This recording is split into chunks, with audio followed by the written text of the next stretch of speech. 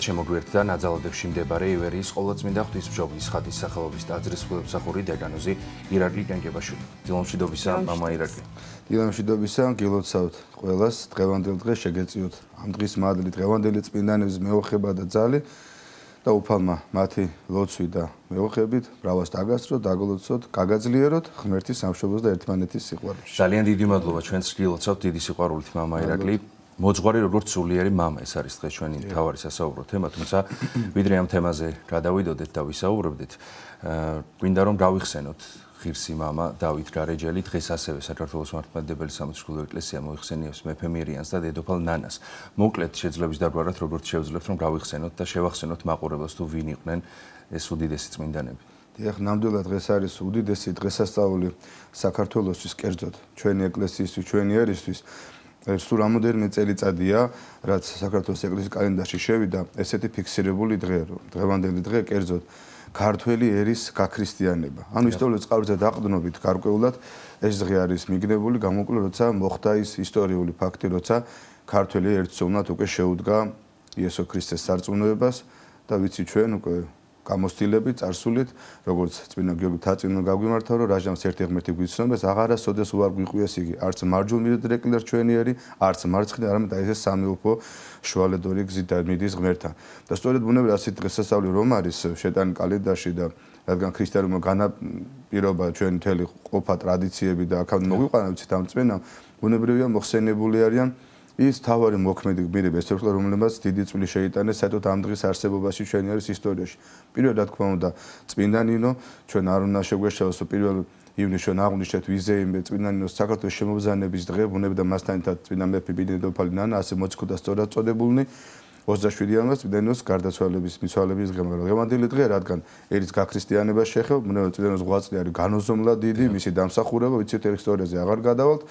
წმინდა ნინო მოიხსენებ, ასევე რა თქმა უნდა მოციქულთა სწორედ მეფე მირიანი დედოფალი ნანა, რადგან რა თქმა უნდა სამეფო ხელისუფლების მოქცევა ბიძგიმისა და გახდა პირობა მთელი ერის შემდეგ გაქრისტიანებისა, მათაც ვიხსენიებთ, მადლიერებას გამოვხატავთ და ასევე რა თქმა უნდა არ უნდა დავიწყოთ წმინდა იოანე პირველი მცხეთისა და სულად ივერიის მთავარეპისკოპოსი, ანტიოქიის დიდი მღვდელმთავრის ევსტათის პირველი საეკლესიო კრების ერთ-ერთი გამორჩეული წევრის მე ნაკურთხი ეპისკოპოსი, ესე ნიშანდობლივია საოცარი კვირა გვაქვს საერთოდ 1700 წლის თავი პირველი მსოფლიო საეკლესიო კრებიდან და მასთან დაკავშირებული ეს მოვლენებიც გამოგზავნილი წვენა იოანე, რომელსაც უშუალოდ ეს მღვდელმოქმედება აღასრულა, რომელსაც ჩვენი ერის გაქრისტიანმა მონათულა ქვია, გასაგები რომ იყოს, ისიც იოანემ ჩამობძანდა წმინდა მირიანის თხოვნით კონსტანტინე დიდის ლოცვა კურთხით მათი ხსენება ჩვენ კიდევ გუშინ 2 დღის წინ აღვასრულეთ. უდიდესი მოღვაწის მას ისტორიაში დიდი ეწოდა მოციქულთა სწორედ ასე საოცარი პერიოდია, აი როცა დამთავრდა ქრისტიანობის დევნა, ეს 10 დიდი დევნა ცნობილი და სამსაუკოვანი სისხლისღვრა, როცა ამოისურთა შვებით ქრისტიანობამ და მისმა მორწმუნეებმა უკვე დადგა აღორძინოს აყოვის პერიოდი და ერთ-ერთი ამ აყოვის პერიოდში საქართველოს მოწინავე რაგში, ამიტომაც განიხარა კონსტანტინე, როცა გაიგო მეფე მირიანის თხოვნა მისი გაქრისტიანების შესახებ და სიხარულით გამოუგზავნა ეპისკოპოსის და მღვდელით, რომელსაც აღასრულეს ეს ნათლობის უდესი აქტი, იცით მყარი აკურთხეს მაშინ იოანემ, წმინდა იოანემ მთავარეპისკოპოსმა, მღვდლები და დიაკვანი ახდეს. ეს ადგილიც კი მოძიებულია, მიახლოთ ბაგინეთი მცხეთაში არის ერთ კვარტალით, სადაც მოხდა ეს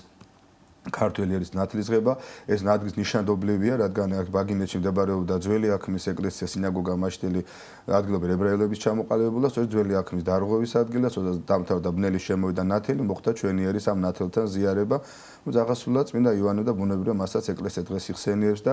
მართლაც აი დღევანდელ დღეს იწყებს ჩვენი ისტორია ათვლას ქრისტესთან ერთად და ამიტომაც დღევანდელი დღე არის ძალიან მნიშვნელოვანი. მადლობა ჩვენ სარწმუნოებას, რომ სწორედ შემთხვევითი არ არის, რომ მე ხშირად ვახსენებ ხოლმე ვისურვებ საკუთარ თავსაც და ყველას რომ ლოცავ, რომ ერთმა გაგვაძიოს ღმერთის სამშობლოს და ერთმანეთის სიყვარულში. ხოლმე სწორედ ქრისტემმა შეგვამეცნებინა ჩვენ ზოგადად საკაცობრიო უმთავრეს ღირებულება, ეს არის სამებასთან მიახლოებული და მსგავსი, ანუ ღმერთის სამშობლო და ამას ჩვენ პატრიარქშიად გვახსენებდა მის უწმიდესობა ილია მეორე, რომელიც აი ესე გვახსენებს, გვიდევს ცნება და გვაკურთხებს, რომ სწორედ ამ სამ ღირებულებას უნდა ემსახუროს ადამიანი. რომ მსახურებას ადამიანს მარტო აცხონებს კი არა, წმინდანაცაც კი შეიძლება გახადოს და ეს ყველაფერი ჩვენ სარწმუნო ქრისტიანმა მოგცა გარდა კიდევ სხვა ბევრი უამრავი სიკეთეებისა. და სწორედ მათ იხსენებს ეს ეკლესია, ასევე არ უნდა დავივიწყოთ მეფე დემეტრე პირველი, დავით აღმაშენებელი წმინდა მეფის შვილი, რომელიც დავით მამის სიცოცხლეშივე უკვე დიდი პიროვნება ბრძანდებოდა არანაკლები მამისა ეს ისტორიული წყაროს მიაკუთვნებს დიდგორის ბრძოლის ისიც გმირი ბრძანდებოდა იცით თქვენ მოგიხსენებათ როცა დავით აღმაშენებლის საოცარი გამარჯვება მოიპოვა იყო აღმაშენე როცა დავითი გარდაიცვალა უკვე მანიცით ესე დიდი ძლიერი სახელმწიფო შექმნა და უკვე დემეტრეს მოღვაწეობა იყო ამ სახელმწიფოს შენარჩუნება და იქ დააშორა მთელი თავის ცხოვრება მართალია შემდეგ იგი გახდა ღალატის მსხვერპლი ამიტომაც როცა უკვე ჯერ დილგვაროვნები აუხედნენ შემდეგ საკუთარი შვილის განუდგა და მოსხვა მეფობა ტახტიდან გადაყენება უკვე კარგად დაინახა მეფე დემეტრე ამ ქვეყნის ამოვება და სიცრუე დაუთმო ტახტის შვილს თვითონ ბერად აღვიკეცა და იქაც უდიდესი წარმატება მოიპოვა სულიერი იმხელა აი საოცარი მეომარი ადამიანი მართლაც ასეთი მთელი თავის სხვა დამაშვალი ქვეყნის ურმაში როგორ იყო ამხელა ღვთისმეტყველი და ჩვენამდე შემორჩა მისი შექმნილი გარკვეული თხზულებები, უდიდესი ჰიმნოგრაფი ამას აფასებენ საეკლესიო წრეების დიდოსტატები და თუნდაც ის რა დღის ჩვენამდე მოვიდა მისი იამბიკო შესხმა ყველა წმინდა ღვთისმშობელისა შენ ხარ ვერ ნახით ჩვენ მართალია ეს მცირედი სახოტბო საგალო მაგრამ მთელი წმინდა მეფის სულიერება ჩანს და სწორედ იგი დამიან ეწოდებული დავით გარეჯის ხსენებულ მონასტერში აღესრულა და შემდეგ დაკრძალულია გელათის ტაძარში რომელიც მისი მამის დაწყებული საქმე მან აღასრულა და განაშენა და აკურთხებინა გელათის ტაძარი და ასევე ღირსი დავით გარეჯე და დახუნძრულია სულიერ დღევანდელი დღე მართლაც უდიდესი წმინდანი ყველას მოგეხსენება მე-6 საუკუნეში შემომძანებული ივანე ზედაზნელის მოწაფე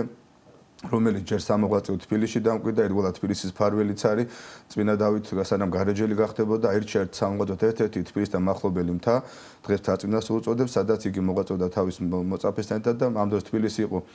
ცეცხლთაყვანისმლების ხელში და ყოველ დღე და ღამე ლოცობდა წმინდა დავითი რომ გაეთავისუფლებინა ეს ქალაქი უფალს ამ ესეთი ცრუღმერთების თაყვანისმლებისაგან და ესეთი ცნობაც არსებობს ის ყოველ საღამოს გადმოდგებოდა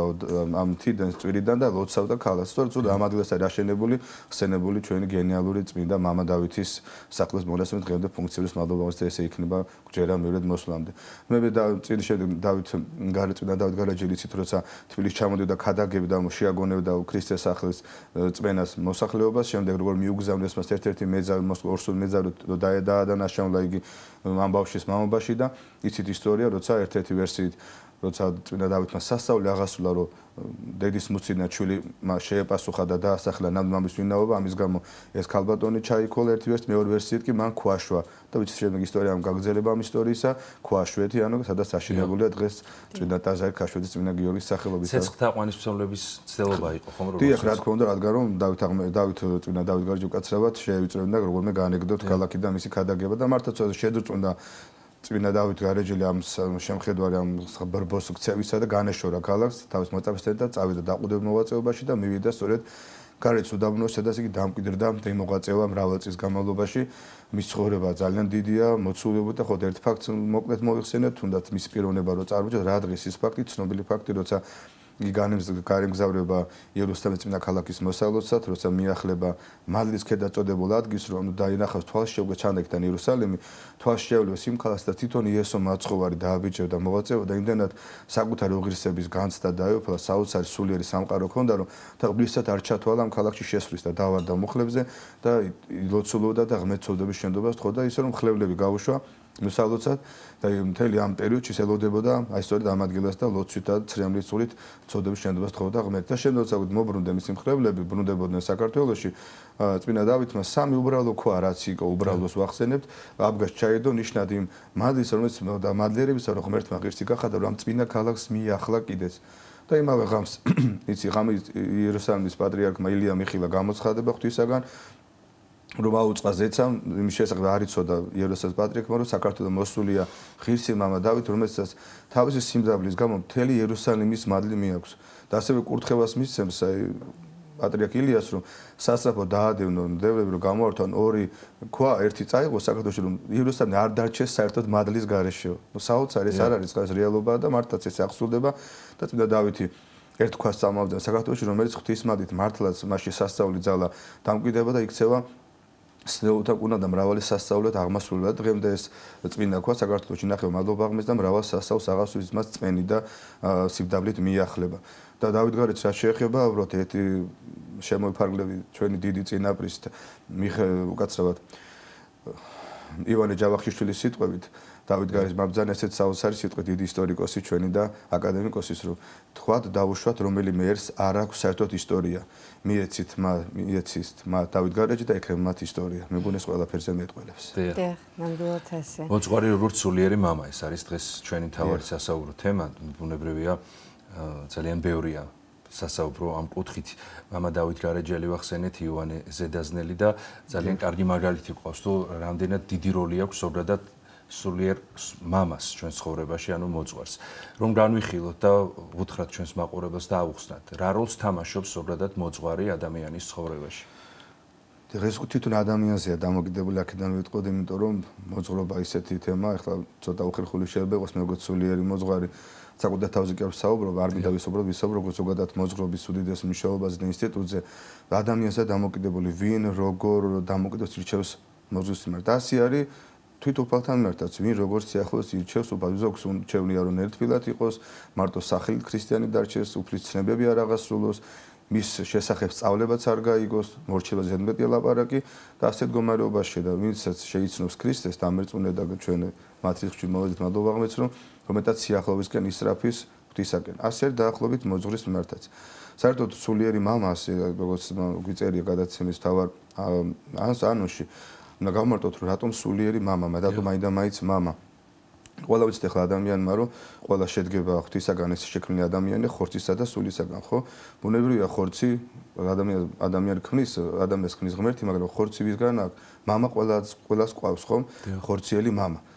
ჩვენ გვაქვს მეორე სული ასე როგორც ხორცს ჭირდება მზრუნველი ფარველობა მზრუნველობა როცა მithვეთოს ჩვენ შვილები ვართ რომ გაიზარდოს გამტკიცდეს რამე არ მოიწოს არ დავსოს ჭირდება მზრუნველი მამა ხო სწორია ასევე რა თქმა უნდა სულსაც ჭირდება სულიერი ხელმძღვანელი მზრუნველი რომელიც იზრუნოს სულის განვითარებას სწორედ ეს არის სულიერი მოძღვარი ვინმე ხდება სულიერი მოძღვარი მამა რამდენადაც კიდევ ერთხელ ვიძახი შვილი მასთან სიახლოვეში იმყოფება ეს უდიდესი საიდუმლოებაა როგორც ამ ქვეყანაზე ადამიანის მოვლენა არის ამოხსნელი ჩვენს გონებს მიუწვდომელი საიდუმლო რატომ მოვდივართ ამ ქვეყანაზე რის დრო რატომ მაინდა-მაინც ამ დროს მუდმივად უბრალოდ რატომ ამ ქვეყანაში ვინ რატომ არის ის ჩვენი მშობელი და არა ის ხომ რომელ ქვეყანაში მოვდივართ ასევე დიდი საიდუმლოება ადამიანის სულიერი მოძღვრის შერჩევაც ეს ძალიან დიდი საიდუმლოება და ძალიან დიდი დაფიქრება მართლმადამე და რწმენა უბრალოდ ეს ყველაფერი რატომ დადგა ესეთი კუთხით რომ 70 წლიანმა წყვეტამ კომუნისტური რეჟიმის დროს ეს პრობლემები უამრავი წარმოშვა კერძოდ როცა ადამიანი ნათლება უკვე იქვე ის სულიერ ზდას იწყებს და როცა ეკლესიის კარზე ისდება ამიტომაც ინათება გაიზო ჩვილი იქნება ეს თუ მოზარდი თუ უფრო ზდასული ადამიანი სულიერ ისდება უკვე სულიერ მოჯახში ეკლესიაში და ავტომატურად მარტივად გვარდება პრობლემის სულიერ მოძღვრის შერჩევას და მის სულიერ განვითარება მაგრამ როცა როგორც წესი და სამწუხაროდ ჩვენ რეალობაში ჯერ კიდევ არის წყვეტა ნათლობის ემბაზიდან შემდეგ ზდასულ ადამიანებად ეკლესიაში მისვლამდე შემდეგ უკვე დღის წესში დგება მოძღვრის შერჩევა თუმცა აქაც მადლობა ღმერთს ჩვენ დროზე ვისაუბროთ მადლობა ღმერთს რომ არის დღეს ძალიან დიდი არჩევანი სასულიერო დასი გამრავლებულია და ყველა შეუძლია საკუთარი შეხედულებისაემ გემოვნების საგნებად შეარჩიოს სულიერი მოძღვარი. და ყველა ადამიანი ინდივიდუალურია, აქ არ შეიძლება რაღაც ჩევების მიცემა, ყველასთვის შეიძლება ექიმი გადასარევი ექიმია, უმრავი ადამიანი გადაარჩა, მაგრამ ჩემთვის არ აღმოჩნდეს ეს კარგი ხომ, ამიტომ ყველა საქმის წინ ყველას ასე ვეუბნები, მიუხედავად იმისა, რომ ზოგი მოდის, აი მინდა რომ თქვენ იყოთ ჩემი მოძღვარი, ზოგი რჩევით, ზოგი რაღაცა ცნობადობით, ვეუბნები კარგად დაფიქრდით, იმიტომ რომ ეს არის უდიდესი არჩევანი და ადამიანს ყველაზე ძვირფასი აქვს სული. ერთი ადამიანის სული. სულიერი მოძღვარი ეს. ეხლა მაგას გეტყვით, ეხლა მოვაყოლე ყველა ძვირფასი რა ხან ადამიანის სული, ერთი ადამიანის სული უფრო ძვირფასი მთელი სამყარო, ხო? როცა მეც ჩვენს ყავს ახლა მოძღვრები, როცა ჩემ ყველა ძვირფასი რაც არის ჩემში ეს არის სული მარადიული ღირებულება და უნდა მივანდო ერთ ჩემნაირ ადამიანს მოძღვარიც ადამიანია, რა თქმა უნდა, მეც მათ შორის მივანდო ჩემნაირ ადამიანს. მე ვიძახე ცოტა ურწმუნოთ მოსულ გარე ეკლესიიდან თუ ესეთებიც არიან, ღმერთმა ყველა მოიყვანოს ეკლესიაში, რომ მივანდო ჩემი სულის ხელმძღვანელობა, ის უნდა სარგებლო ჩემგან გარკვეული დობით, პატივისცემით, სანამ სიყვარული ნოვა გარკვეული მინდობითაც ხომ და ბუნებრივია ეს არ ხდება ხოლმე პრაქტიკაში რაღაც ეს ყისიერა და რაღაც სასწაული, თუმცა ღმერთი გამონაკლისებს უშვებს. ესეთი პრაქტიკაში ჩვენ გვსვენ უმრავი შემთხვევები მოძღვრის შერჩევას უშუალოდ აი ღმერთს მიუთითებია რაღაცა გულში გიგძვნია რომ რატომ მაინდა-მაინც ის და რატომ მაინდა-მაინც ეს არა. თორე მღვდელი ყველა კარგია, ყველა მღვდელს შეუძლია მიიღოს ჩვენი აღსარება, შენდობა მოგცეს ღვთის ძალით მათ, მაგრამ ყველა ჩვენი მოძღვარი ვერ გახდება. ამიტომ ურჩევ ხოლმე როცა ადამი გადაწყვიტავს ეს დრო ყველა სუდგება თუ ძალიან ეხლა არ დაუხურა გულის კარები ღმერთს რომ გადაწყვიტავს რომ ასე გაგრძელება არ შეიძლება და უნდა გადარჩენა მოდის ეკლესიაში და გადარჩენა რომ უნდა ეკლესიაში მარტო მოსვლა არ კმაროს მას უნდა გაერკვეს ეკლესიის ცხოვრებაში ხელმძღვანელი ჭირდება ამიტომ უნდა შეერჩიოს მოძღვარი და უნდა ილოცოს ამ საქმის ახსნების წინ სადღაც ეკლესია გვასწავლებს რომ ნებისმიერი საქმის უნდა ილოცოს ადამიანმა მითოს როცა მოძღვრის შერჩევა საქმე ეხება უნდა ილოცოს რომ ღმერთმა ღირსეული მოძღვარი მოაძების ანუ ღირსებას ნიშნავს ყველა ღირსეული მაგრამ მისი სულში შესაფერისი მოძღვარი და როცა უფალს ბიადოს ადამიანს ყველაფერი ღვთისმადიდ ისე კარგად გვარდება რომ ყველა შემდეგ ბედნიერი და მაყოფილია და დამშვიდებულია ამ არჩევანის მიხედვით. ვინაიდან უფალი ყოვლის მჭვრეტელი არის, ყოვლის მხილველი არის, ჩვენ შეიძლება არც თქვათ, არც მოქმედებაში მოვუყანოთ ის, რაც გავიაზრეთ, უფლისათვის დაფარული არ არის არც ჩვენი გონება, არც ჩვენი გული და შესაბამისად ადამიანმა შეიძლება დასვას კითხვა, რომ რა საჭირო არის მოძღვარი, მაშინ როდესაც უფალი ყოვლის მხილველი არის, ყველაფერს გრძნობს და მე პირდაპირ მასთან შემიძლია რომ დავამყარო კავშირი და ვესაუბრო მას და მასთან თქვა ახსარება და მოვინანიო ჩემი ცოდვები. დიახ, ესეც მახსენდება ფილმში რომ ქართულ ფილმში ასაჭიროა გზა რომ ის ტაძართან არ მოგიყვას მოძღვარი რომ საჭირო არ იყოს, რა თქმა უნდა ღმერთი არ დაადგინდა. უბრალოდ ეს ახალმოსულებმა არიციან, თორე ჩვენ ახლა ეკლესიასთან კარგად ვიცით რომ ეკლესიაში არაფერი შემთხვევით არ დადგენ, ყველაფერი უფლისგან არის დადგენილი და შესაძლებელი ყოფილიყო ადამიანის თქვა რა ჩამოთო რა თქმა უნდა ეს ესია უფალმა იცის ჩვენი ყველაფერი განსთემა ეს შესაძლებელი ყოფილიყო ჩვენი სულის გადარჩენა მოძღვრის გარეშე და ამ საიდუმლოს გარეშე უფალი არ დაადგენდა ამას ეს უბრალოდ ნდობის ფაქტორით თან უნდა დავიწყოთ მე ვისაც ყავს მოძღვარი და გვიმონაწილეია მოძღვართან საიდუმლოში უდიდესი რომელიც არის ახსარების საიდუმლო ყველა ხვდებით რომ დაადგინდა ღმერთთან მოძღვარი რომ შენი სინანული რაც არ გინდა იყოს გულწრფელი შეიძლება იყოს ძალიან ხურვალე ძალიან წმენითაც გამოხატული ის ვერ შეედრება იმ განსაში ვერ მოგიტანს ცოდვის მოტივებას რაც გულისხმობ რასაც მოძღვრის ნათქვამის შენდობის ლოზა რამდოს ჭეშმარიტი შენდობა აღესება ცოდებისა და არა მარტო ცოდების გამო სინანული ადამიანს მარტო კი ვერ მოუტანს ცოდების სინანულის შედეგს და მოტივებს არამედ მან უნდა შეინანოს ეს ცოდები და შეინანა სწორედ ეს არის ის რასაც ჩვენ ახსარებას უწოდებთ და რეალურად რა თქმა უნდა ღმერთმა ეს საიდუმლოება ეკლესიაში მდობაც ღმერთმა დაჩვიდეს საიდუმლოდ ეკლესია მოკვდეს სულიწმის მადლი ასე მოქმედებს ადამიანს რა თქმა უნდა ჩვენ შეგვიძლია მადლი მოიმოშაკოთ სულიწმიდისა ლოცვით მარხვით ცოტა ჭის დღევანდელი ხარისხით მაგრამ მაინც სიკეთის კედით მოწყალებით მაგრამ ის მაცხონებელი მადლის სისავსე მადლისა მხოლოდ ეკლესიის საიდუმლოში მონაწილეობით მიეცემა ადამიანს როგორიც არის იწყებდა ნათლობით მირონცხებით შემდეგ რა თქმა უნდა ახსარება ზიარება სადაც ცოდების შეგვენდობა განვეწვიდებით და რა თქმა უნდა საიდუმლო სწორედ ეს არის ღდობა ყველა ადამიანი ვალდებულია და მონაწილეობს 6-ვე საიდუმლოში ну ჯურისტერა ნებასული და თქონდა თუ აირჩევს თუ არ აირჩევს მონაზვნ ცხოვრებას და ერთადერთი რომელიც ღდობა როცა ღმერთი განსაკუთრად უშვებს ადამიანს ეს დიდი საიდუმლოა რატომ მაინდა-მაინც ამან ღდობა და იმ ადამიანზე არა ღდობა ამიტომ ჩვენ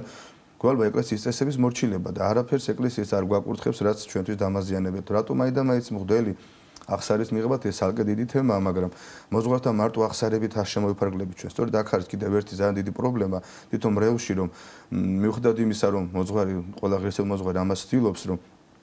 მრევლთან კონდეს უშუალო დამოკიდებულება აი ჩვენ ისე პარალელს გავავლებ რა როგორ არის ზოგჯერ არის მამაშვილის ურთიერთობა ხორციელ ყოფიაში გულისხმობ რომ მამაშვილი არ არიან ერთმანეთთან ახლო რაღაცა მამას თავისი საქმე აქვს შვილს თავისი ცხოვრება და ეს არ არის კარგი მამაშვილობა კარგი მამაშვილობა მაშინ როცა მამა და შვილი ერთმანეთთან გახსნილები ურთიერთობაში ერთმანეთს შევებს ეკითხებიან უზიარებენ გავლინ დღის შაბიჭდილებებს სიყვარულით არსებობენ და თუ ეს აუცილებელია ხორციელ ურთიერთობაში რომელიც აუცილებელია სულიერ ურთიერთობაში ხომ ამიტომ მიდანაც ვარ მე მოძღვარი და ყველა მოძღვარი სულიერი შვილი ის რამდენიც ის არის ჩემთან ახლო სულიერად თუ ადამიანი ჩემს რჩევებს არ აღასრულებს ჩემს ლოცვა კურთხებას ყურადღებას არ აქცევს მორჩილებას არ იცავს არ მიჯეს და არ მეკითხება ზოგადად და არ ითხოვს კითხვებს არსვას სარწმუნის შესახებ მე მისი მოძღვარი ვერ ნათქვამს ეს მხოლოდ ფიქტიური იქნება და უბრალოდ სამწუხაროდ ადამიანს არ დვიდათ უნდა ყოველ ადამიანს ბუნება ზოგადად მარტივად და მარტო მოძღვარი ჭირდა ერთგვარად აი ნაგვის ცოდი შედარმა პატრონობა ნაგვის მანქანის ფუნქციით რომ მარტო ცოდები მოიტანო ეს ნაგავის სულიერ რაც აქვს ცოდები მარტო დაუტევოთ ჩვენ მშვიდად ვარ თავისუფლად აკარგია და მეტი მოძღვარი ასეთი დამიდგომა ადამიანს სარგებას ვერ მოუტანს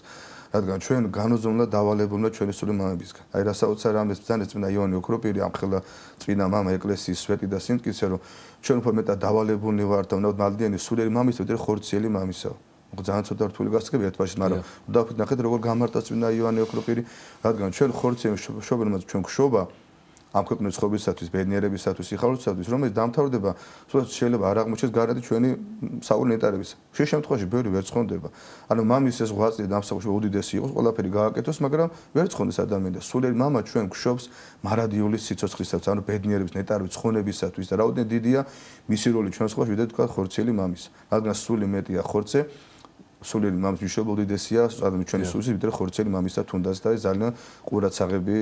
საქმეა ყველა ქრისტიანისა. მამა ირაკლი, აი როგორ უნდა მივაღწიოთ ამ უშუალო ურთიერთობას, რასაც თქვენ საუბრობდით, აი საწყის ეტაპზე თითქმის ყველა ადამიანის ცხოვრებაში დგას ალბათ, ხომ ეს კრძალვის, შიშის, რიდის მომენტი, როდესაც აი დადგება აღსარების თქმის დრო და ვერ არის გახსნილი სულიერ მოძღვართან ადამიანი. აი როგორ შეიძლება რომ მიაღწიოს მოძღვარმა სულიერ შვილთან აი უშუალო ურთიერთობას, ალბათ მოძღვარს აქვს თავარი მნიშვნელობა და მთავარი როლი ხომ ამ ურთიერთობაში. თავარი როლიც აქვს, კეთახი, მაგრამ მარტო ფსიქოლოგიურად დამოკიდებული, კი რაც არ გინდა მოძღვარმა ყველანაირი გააკეთოს, მეორე მხარეზე ძალიან ბევრი დამოკიდებული. შეიძლება უფრო მეორე მხარეზე დამოკიდებული, ვინ რა გულით მოდის, რა გულწრფელად მოდის მოძღვართან. ანუ მოძღვართან კი არ მოდის რეალურად ღმერთთან. თუ მოძღვარი მასთან დამაკავშირებელი გოლია, ერთგვარად შუამავალია და გამტარია საფრთხო მადლისა, ხომ? მის გულწრფელად მოდის აუცილებლად იზღებულოს ძალიან დიდ მადლს. და როგორც წმინდა გრიგოლი ღვთისმეტყველი ბრძანებს, პიტარბიძე მე ვიმეორებ, არაფერს არ ვიბრალებ, რომ შენთვის მოძღვარი სულიერად მიწიერი ქრისტეა, წარმოგიდგენია და როგორც ქრისტეს მიახლებოდნენ ძალიან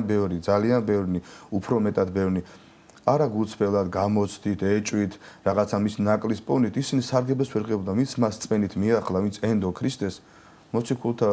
რანგში ამაღლდნენ და სოფლო ქადაგებელნი იქცნენ და განიკურნენ და მორავი სულიერი საწოდების შენდობა მიიღეს, როგორც რაც აქ დიდი სოდვილი იყოს, თუნდაც ჩვენ სახარებაზე დაყვდით ვიცახით, რომ მეძავი, მემრუში, ავასაკი, უძღები ყველა ცოდების შენდობა მიიღო, ხომ სწორია და ნაკლებად ცოდვინი და რჯულის აღმასრულებელი თუნდაც მაშინდელი სასულიერო დასი ფარისევანი, უდელმსახურნი, უდელმთავარნი, წიგნობარნი დაისაჯნენ. ამიტომ თავი ჩვენშია, ვინ რა გულით მოდის ღმერთთან და ამის შემდეგ მოძღვართან მიიღებს სარგებელს, თუ არ მიიღებს. დღეს ძალიან ბევრი ასე საუბრობს თქვენ მოსმენი გექემათ შეიძლება ასეც ფიქრობდეთ, რომ დღეს სადღა არიან ღირსეული მოძღვრები. მოგერთმა შეგვინდოს მართლა ისეთი მოძღვრები არ ვარ ჩემზე ვიტყვი როგორც თქვა ღირსეული მოძღვარი უნდა იყოს მე არ ვარ ისეთი დიდი მოძღვრები ყავდა საქართველოს ეკლესიას მაგრამ ნახეთ როცა ადამიანი სტადის მუსიკაზე და ის სწავლობს მოცარტის, ბახის, ბეთჰოვენის ნაწარმოებებს. განეის უარს იტყვის, მუსიკის შესწავლას რახან მას თვითონ მოცარტ და ბეთჰოვენი არ ასწავლის? ეს ხო გუნურება იქნება. ვიღაცა ხატვას ეუფლება, ხო ხატვის ხელოვნებას და განა ამიტომ დაძრახავს თავის ხატვის მასწავლებლებს და მოძღვარს გნებავთ ამ შემთხვევაში, როგორც მასწავლებლებს გულისხმობ, რომ ის არ არის ფიროსმანი, არ არის ლეონო და ვინჩი, რა თქმა უნდა, მისთვის თავი ეს ხელოვნება შეისწავლოს. დღეს არა ვართ შეიძლება არ ვარ მე როგორც მოძღვარი პეტრ და პავლეს მსგავსი, მაგრამ მისი სულიერი მემკვიდრე ნამდვილად ვარ და ის მადლობის პეტრ და პავლეს ქონდა წოდების შენდობისა და კანონიკური ხედასმით ჩვენც მოგვენიჭა, ეს ყველა მოძღვარს აქვს. ამიტომ შენ ამ მხრივ ნუ ეძებ, შენ რომ ეძებ პეტრ პავლესნაირ მოძღვარს, ივანე ოქროპირისნაირ მოძღვარს, განა შენ ხარ ისეთ სულიერი ქრისტე როგორც მადროს იყვნენ, მეც მოწამეებს იყვნენ მზად. ყველა პერიოდს თავისი შესაფერისი სასვლოდასი ედგინება ღვთისაგან. რაც არ გინდა ერთმა დაგვიფაროს ჩვენი საქართველოს ეკლესია და ყველა ნამდვილი ეკლესიას ერთ გულს მართლობას გულისხმობ, რაც არ გინდა რთული დრო მოვიდეს, წვენის ყუდა მოვა ეს დრო ჩვენ ვიცით. მეორე მოსვლის წინ